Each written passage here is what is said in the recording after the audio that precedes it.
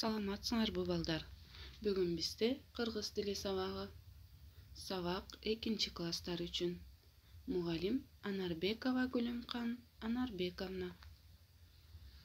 3 айынын 19-у.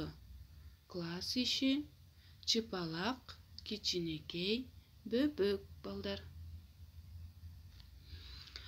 Макалдагы көпчекиттин ордуна га мүчөсүн улап жазгыла.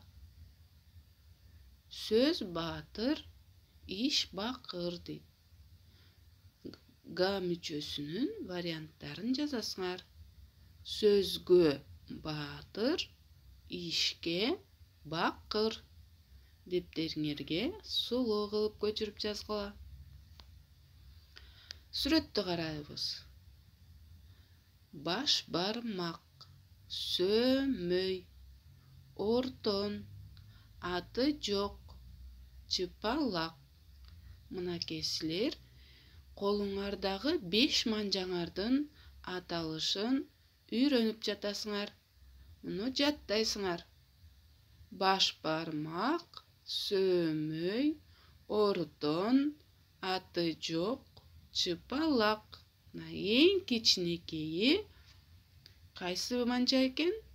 Чыпалак балдар. Жаңы сөздөрдү эсиңерге туткула.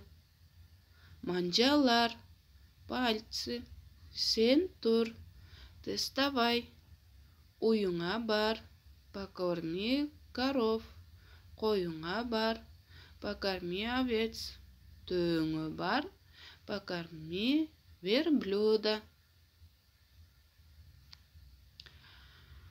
3 көнөгөнү карайбыз балдар. Ар бир сүрөткө тиешелүү сөздөрдү табасыңар. Биринчи сүрөттөгү 4 сүрөт турат. Мына ушулардын беттери кандай экен, өңдөрү кандай экенин табабыз. Бети тегерек. Кайсы бала же кыздын бети тегерек? Чапжак, кара тору, ак жумал. Мынакей бети тегерек биринчи сүрөттөгү жашыл кофтачан бала. Чапжак 3-чү катардагы кызыл кофтачан бала. Кара тору бул кайсы экен? Сары кофтачан бала.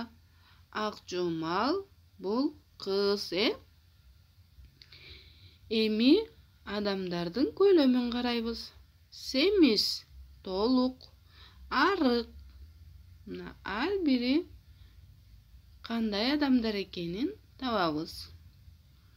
Узун бойлуу, кыска бойлуу, орто бойлуу. Мынакей балдар, булардын бардыгы эмне экен? Адамдарды сүрөттөө,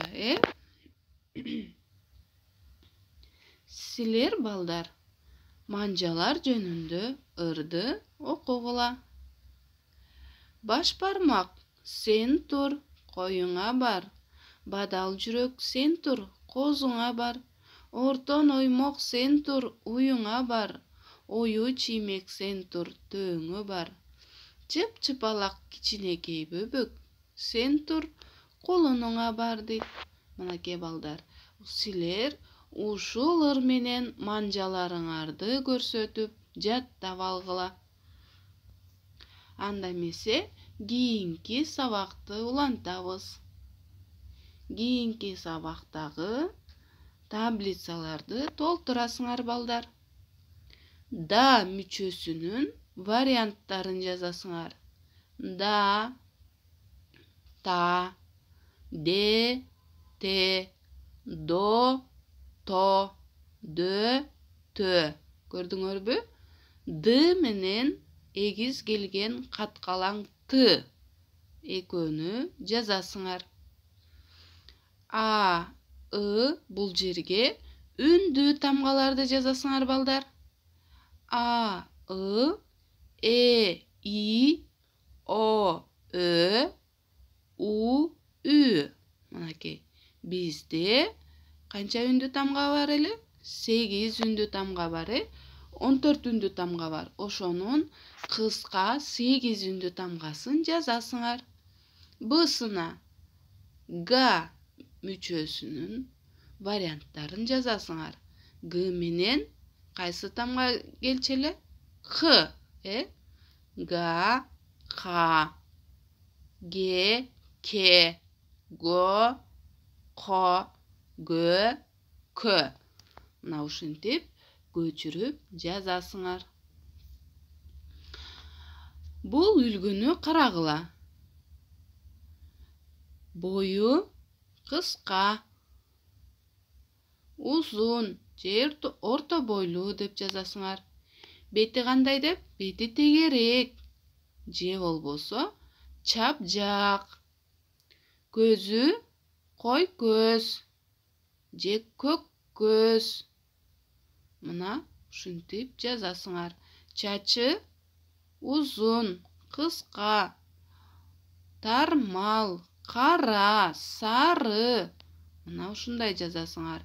Мүнөзү: ал акылдуу, жакшы бала, мээримдүү кыз, билимдүү деп. Ушул үлгү боюнча балдар, силер жомоктогу каармандарын сүрөттөп жазасыңар. 4 каарман турат, көрдүңөрбү? Мына силер ушул каармандарды бул таблицага салып, сүрөттөп жазасыңар дептериңерге. Андан кийин балдар, үй тапшырма. Мукашеванын тартипсиз бала жөнүндө ырын жаттайсыңар. Кабыл деген бала бар, кыялында жала бар. Качан адам болот деп, энеси да санаадар. Ой тартипсиз, окууну да жек көрөт. Ой тартипсиз, оюн десе эп көрөт. Жакшы сөздү сүйбөгөн, таза чыйрак жүрбөгөн, сөз сураса кошуна, корс этип сүйлөгөн. Мынакей балдар, карагылачы, тартипсиз бала жөнүндө ыр экен. Силер бул ырды жаттап, мага айтып бересиңер. Кийинки сабакта көрүшкөнчө, сак саламатта тургула балдар.